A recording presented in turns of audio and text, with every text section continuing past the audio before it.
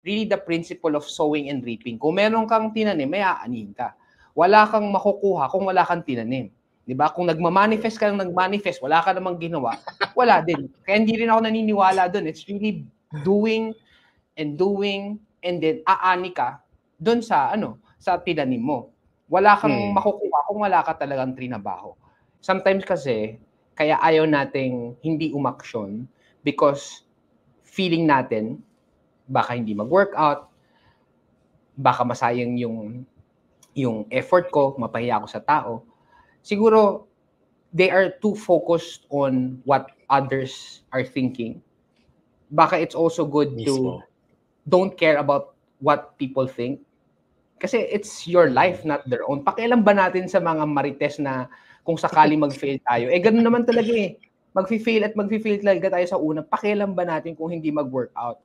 Kung may comments sila sa Facebook or pwedeng ma-prove nila na hindi mag-workout yung first idea. Pero syempre, kung we work on it deliberately, ma-iterate natin at mapapagaling natin. Siguro yun yung first one na hayaan na natin, wala na tayong pakialam sa mga opinion ng mga. May cost of inaction eh.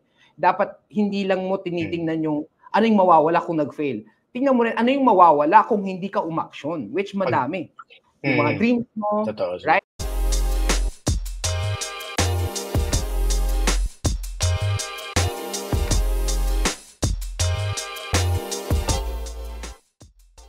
Sabi nga si tatay ni Iron Man, 'di ba?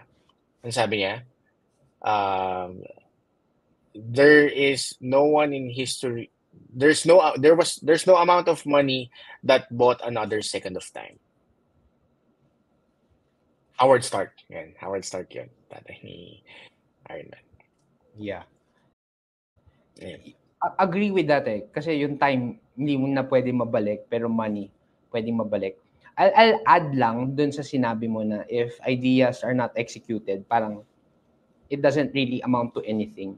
Siguro, as I will add din, sometimes kasi, kaya ayaw nating hindi umaksyon because feeling natin, baka hindi mag-workout, baka masayang yung effort ko, mapahiya ako sa tao.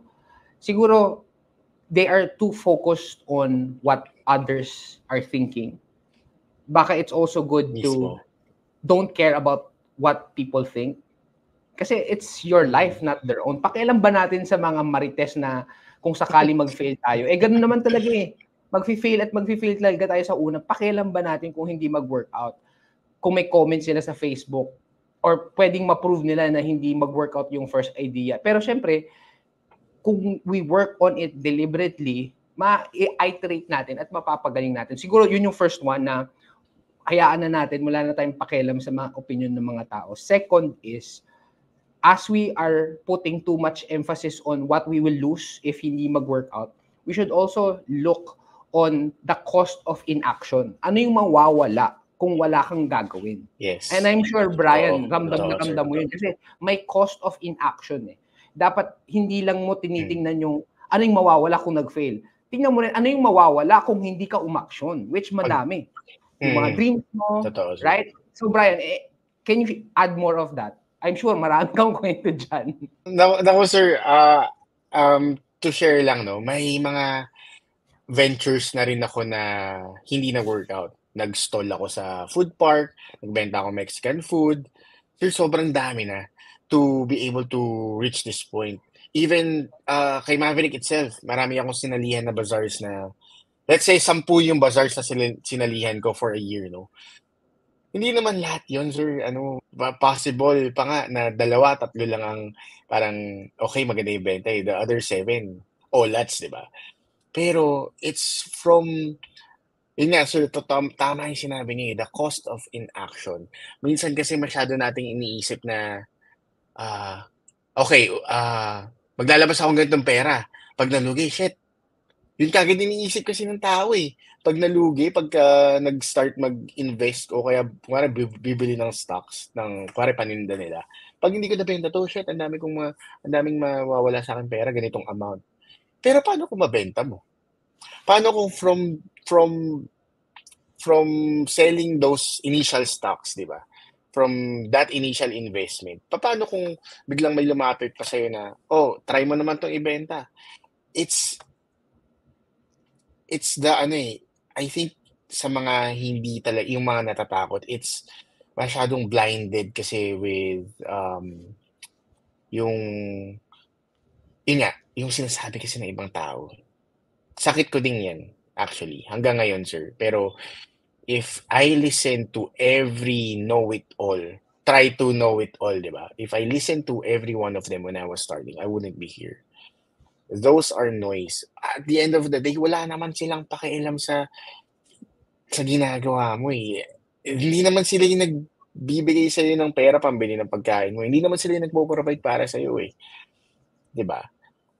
As long as, again, this is one of the things that drives me. The universe always provides depending on the work you put into it. Okay? Kung talagang alam mong honest hard work yung ginagawa mo, you are doing this with good intentions, kung ano man yan, ibibigay yan sa'yo. Let's just, ayun nga, karmic justice, karma. Kung ano yung itinanim mo, yan yung aanihin mo. So, stop listening to other people, di ba? It's good to surround yourself with people. Ito sir, surrounding yourself, na-realize ko siya nung isang araw lang. Kaya pala sinasabing surround yourself kasi there are people in front of you, there are people on your sides, and there are people at the back. Tapos, parang, these are people na iba-iba yung binibigay na value sa'yo. Yung mga walang say, iwanan mo yan. Yung mga toxic, iwanan mo yan. Make sure na people at your back are people who support your vision, who push you. Tapos yung mga people sa gilid mo, these are people who walk with you. I'm very lucky, share ko lang sir. Very lucky ako kasi I have a best friend and partner for, business partner for 9 years na kasama ko siya. Ang usapan namin, whatever risk you have, whatever risk you take, it's my risk too. So those are the type of people that you should look for. And people in front of you, very important. These are the mentors or the people you look up to. Kausapin mo sila, reach out to them kasi they have done things na hindi mo pa nagagawa, and they have made mistakes and learned from those mistakes na pwede mo na siyang, kumbaga, skip mo na.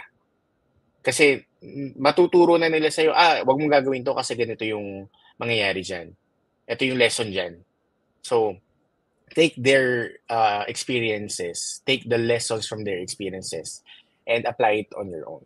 This is, sir, ang daldal ko. Pero konektado kasi siya eh. This is why I truly believe in the law. In the law of... Kasi di ba sir, I truly believe in the law of evolution eh. Dapat talaga yung younger generation is better than us. Kasi nga, dapat natututo sila sa pagkakamali natin eh. Those are people in front of you. Yun. Yan sir. Akaba. Pero, I love this sir. Ito yung sinasabi ko yun, parang kwentuhan lang. Yeah. Kaya nga tinanong ko ano yung maximum time natin kasi sabi ko mag-i-enjoy tayo dito. Pero yun nga eh, what I will get from what you have said, basically it's really the principle of sowing and reaping. Kung meron kang tinanim, may aanihin ka. Wala kang makukuha kung wala kang tinanim. 'Di ba? Kung nagma-manifest ka ng nag-manifest, wala ka namang ginawa, wala din. Kaya hindi rin ako naniniwala doon. It's really doing and then aani ka doon sa sa tinanim mo. Wala kang makukuha kung wala ka talagang trinabaho. So,